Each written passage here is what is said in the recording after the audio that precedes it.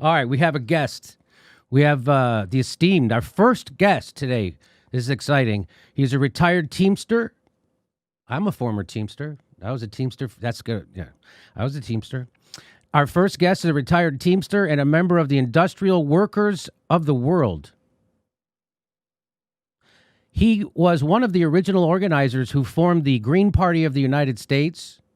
He has run for Senate and for governor in New York State. He emerged the victor in the nation's Green Party primary, in the National Green Party primary. He is the official Green Party candidate for president of the United States. He is Howie Hawkins. Hi, Howie. How are you? Thanks for being here. Hey, thanks for having me. Okay, so just why are you running for president, Howie? Tell people why you're running. Well, you might say bad luck. It wasn't what I was looking to do, but a lot of Greens asked me to run at the beginning of 2019. Maybe because I ran 3 pretty good races for governor in New York, got us a ballot line, each of those races, 2010, 2014, 2018.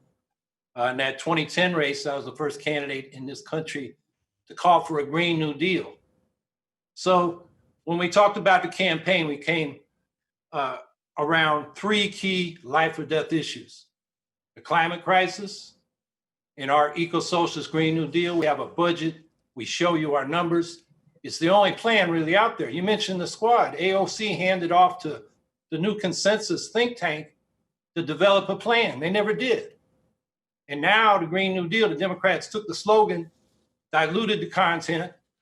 They dropped our demand for a ban on fracking and new fossil fuel infrastructure, the phase out of nuclear power, the cuts in military spending to help pay for it, and extended the deadline for zero emissions from 2030 to 2050.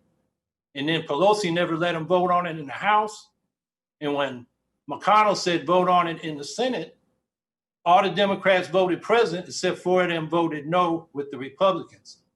So we're not going to get a Green New Deal from the Democrats, as if anybody wasn't paying attention, Biden made clear in that first debate.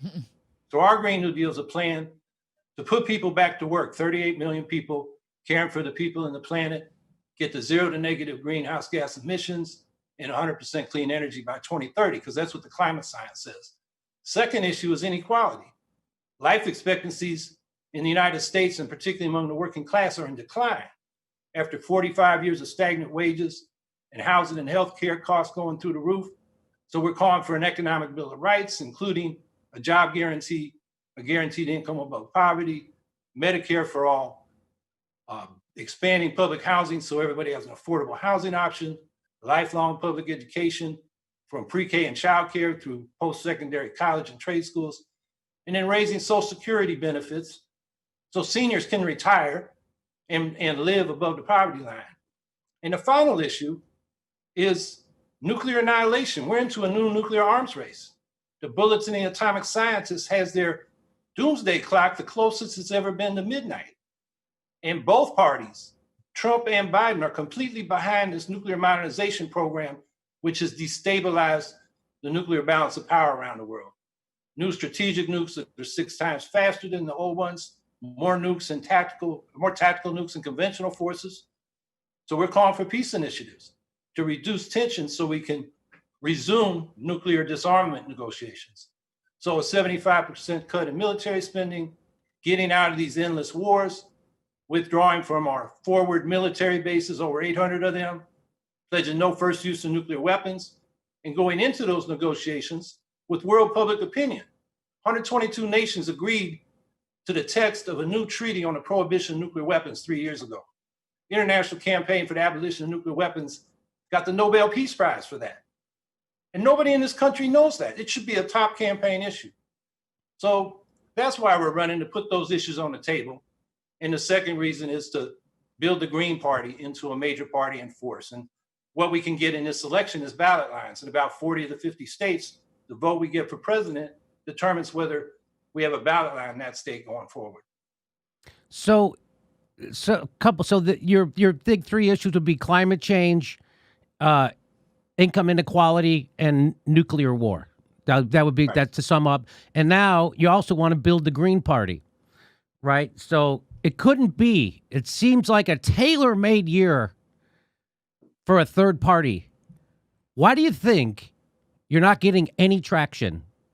If people hate Donald Trump, they hate Joe Biden, and 92 million people don't vote. Why is it that you can't reach those people? We can't reach them because we're not getting covered by the corporate media. I've got all of 3 minutes on network news or the big cable networks. I got 3 minutes last week on Morning Joe, and then they took 2 minutes after they put me off camera to say why people shouldn't vote for me. So that's the big megaphone. I mean, you're one of the biggest megaphones I've been on. I've been on hundreds of podcasts, all over the country, local media markets, but it's not the same. That's number one. Number two, I think Trump has progressives scared stupid. I mean, as you were talking about earlier, you can't give all the votes to Biden and then expect him to listen to you. He's going to think he's got you in your hip pocket. He's going to take it for granted. And you've given away your leverage. You've given away your voice. So I think that's the second thing. It's just been a really tough year for the Green Party, given that Trump is what makes him different. It's policy, but it's also just the racist and misogynistic and scapegoating invectives he directs at everybody. And people are rightly upset, but I think they've lost their analysis of the power structure and the way the politics work and how the left can have leverage. So you said that the problem with these progressive Democrats is they call defeats victories and mislead the people. Can you talk about the Sunrise Movement and the Democratic Party sheepdogs? Yeah, one of the guys that probably was most responsible for me running used that phrase sheepdog with reference to Bernie Sanders, the late Bruce Dixon, who was the managing editor of Black Agenda Report.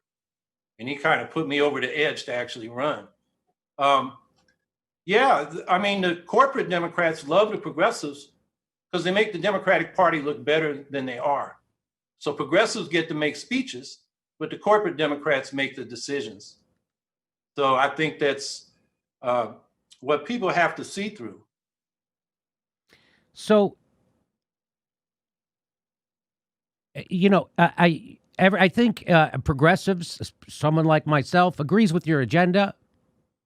They agree we need a third party. I agree we need a third party, a strong third party. I think, that's why I pushed Jill Stein so hard in 2016, because so you could have that ballot access, so you get matching funds. And because if we don't have a third party that can poll at 5, 10, or 15%, we'll never get the Democratic Party to move left. You'll never get legislation to move left. So people go, well, you can't vote for a third party because it's going to screw up the system, and you're going to get a worse person in. And you can't vote for a third party until a bunch of people are already voting for a third party. Like, that doesn't make sense, right?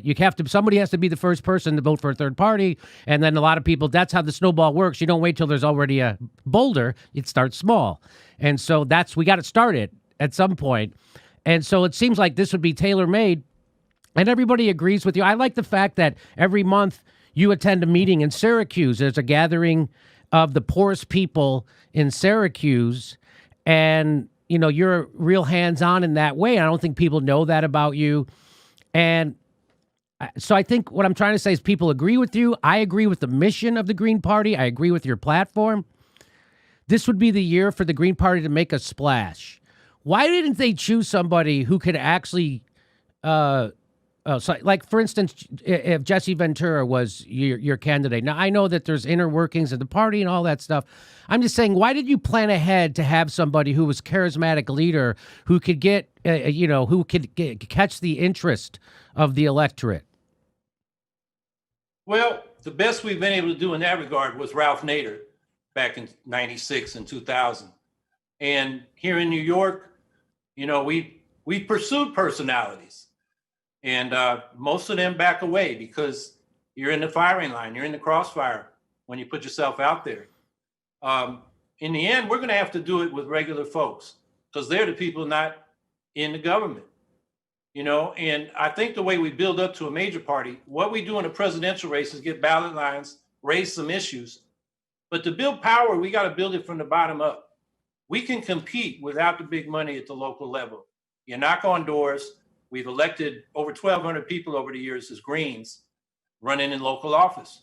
We need to make that thousands, and that's a foundation for running credible candidacies for state legislatures and Congress. We have a caucus in Congress. They won't be able to ignore us. And, in terms of what the vote does, in 2014, I was running against Andrew Cuomo. I got 5% of the vote. That was the year he wanted to run up the vote to get ready to run for president. He wanted to get more votes than his daddy, Mario Cuomo, got when he was governor. He wanted to get more votes than he got when he was first elected in 2010, and he got less.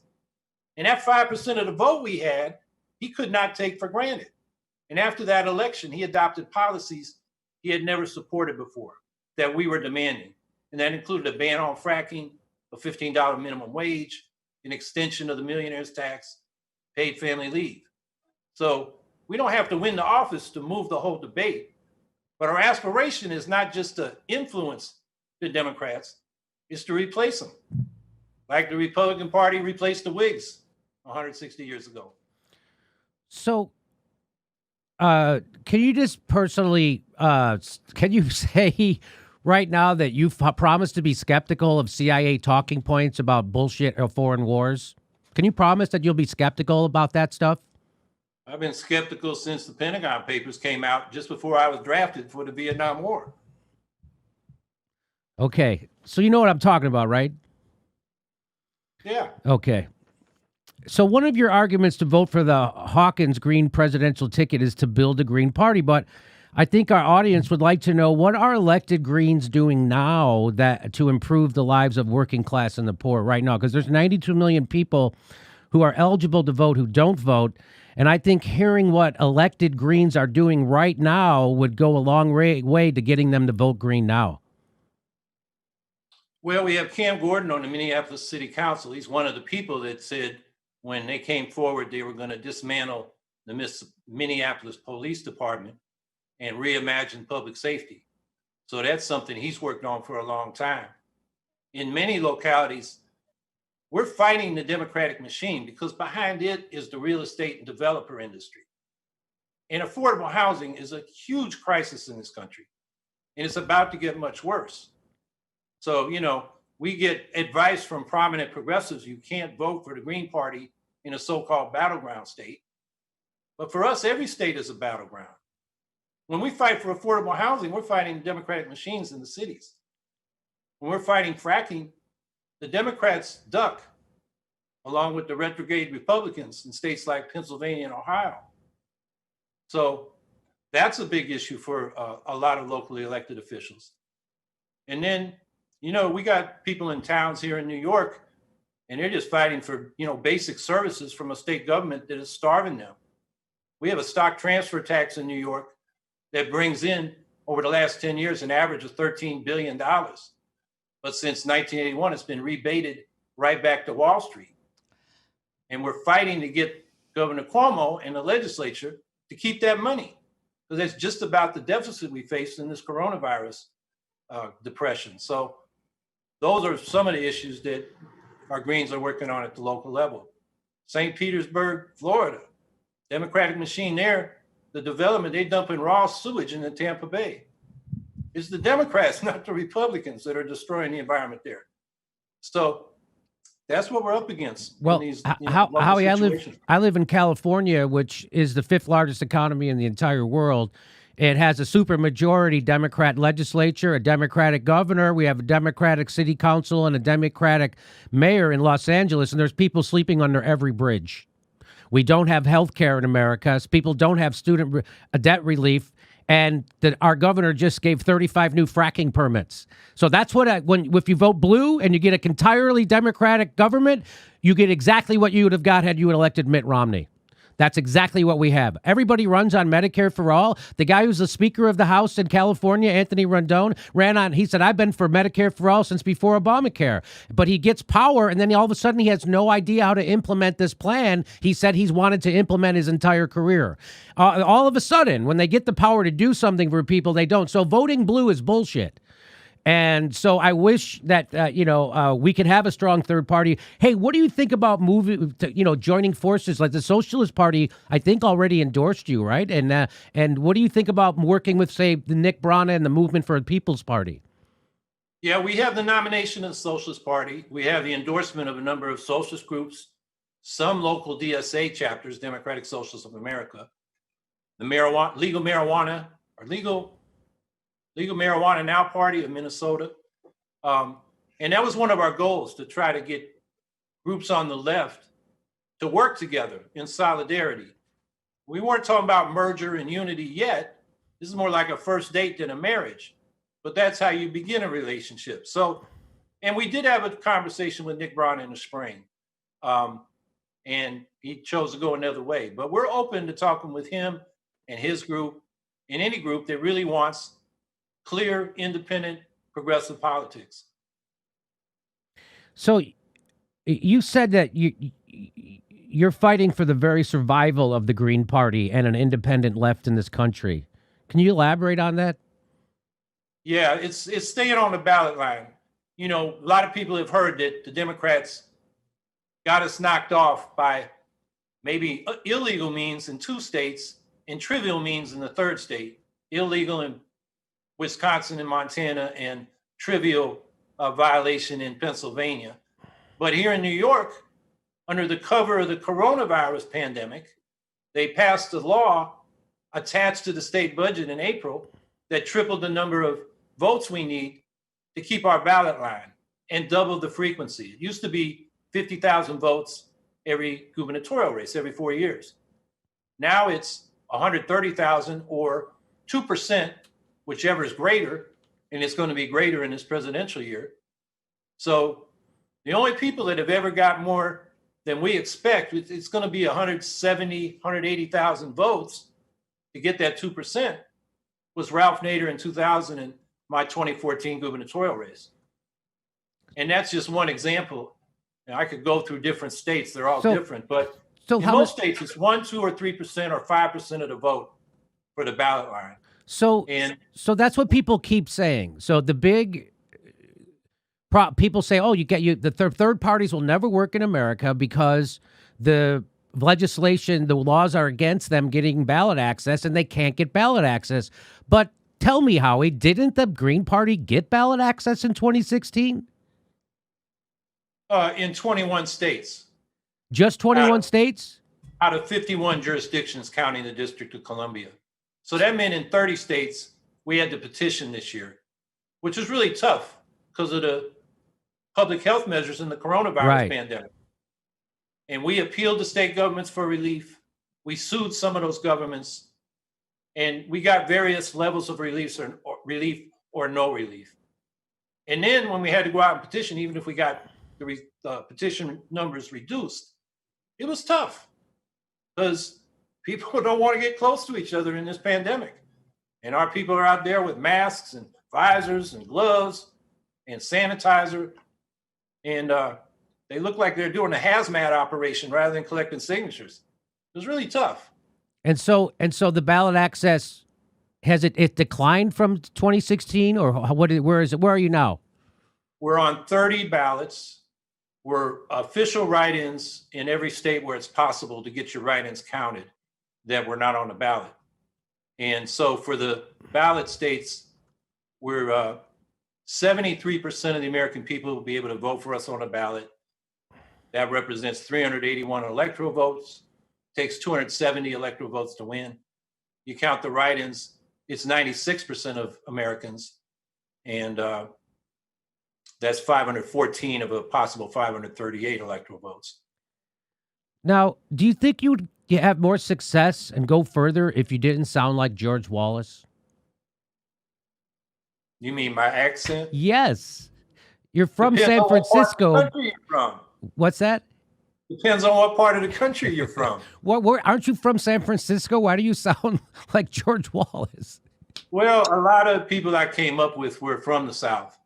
You know, during World War II, a lot of Black folks from Mississippi, Louisiana, East Texas, down that way came up to work in the shipyards, and they stuck around. So I speak like those guys that I came up with. My parents were from Chicago. Really? And they sounded funny even to me. You know, that flat drama instead of drama. I couldn't go around the neighborhood saying drama. Okay, I'm from Chicago. I don't remember saying drama. But listen, Kshama Sawant, she's the first elected socialist to the Seattle city government. in the last 100 years, and she passed major legislation for working class and the disenfranchised. For example, she got Seattle, her first major American city, to pass a $15 minimum wage. And subsequently, she helped pass breakthrough tenant rights legislation and funding to divert youth from the prison industrial complex. So where are the Greens like her in local government, and how has her independence from the Democratic Party made a difference for the working class and the disenfranchised? Well, I think she's a model of what a city councilor can do. And her organization, Social Alternative, has endorsed our campaign critically, and I actually agree with some of their criticisms. The Green Party needs to improve. And now there's an attack on her. They're trying to recall her. And it's the rich folks in Seattle, Democrats and Republicans. So we got to defend her. Okay, I agree. Let me just ask you a few more things before we get going. How can people get involved locally and support local Green candidates?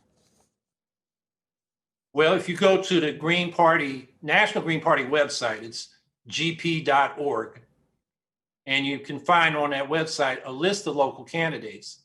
So go to your state and look through the different district races. We have about 200 candidates around the country. So that's probably the best way they can find local candidates in their area. And if they're not, my campaign after the election is willing to work with people to develop their skills on running for office and building local Green parties. And so, how do you talk about a need for an independent left? How do we overcome the flagrant voter suppression tactics of the Democrats, including partisans forcing the Greens off the ballot and the control of election boards by the two parties and the adoption of electronic voting machines? What can we do? Well, as far as voter suppression, party suppression is a form of voter suppression. Everybody knows the Republicans are suppressing the black vote with voter roll purges, photo ID. And it's not just black folks, it's Latinos, it's students that in Democratic districts. You can't use your student ID to vote. You got to have a driver's license. And a lot of students don't have a car. That's true in Madison, Wisconsin. It's true in Austin, Texas. So we got to fight both the voter suppression as the Republicans do it and the party suppression. And that was a big slogan of Bruce Dixon, the guy that got me to run, former managing editor of the Black Agenda Report. So that's one thing. This is the only major electoral democracy where the governing parties govern or administer their own elections. In every ballot access fight we had this year, in the election boards or election commissions, and in the courts, it was partisan. The Republicans want us on, the Democrats want us off. The law and the facts and our valid signatures seemed irrelevant. And that's a problem. Most countries have an independent agency administering their elections. And that's something we got to work for. And then you mentioned a third thing that I can't recall.